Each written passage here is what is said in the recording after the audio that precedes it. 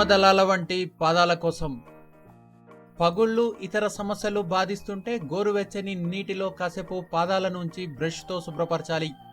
ఈ నీటిలో కొన్ని చుక్కలు వెనిగర్ లేదా లావెండర్ ఆయిల్ను కూడా వాడుకోవచ్చు. ఇవి మృత కణాలను తొలగించటం, చెమట దుర్వాసనలను తరమటంతో పాటు యాంటీ ఫంగల్గా పనిచేస్తాయి.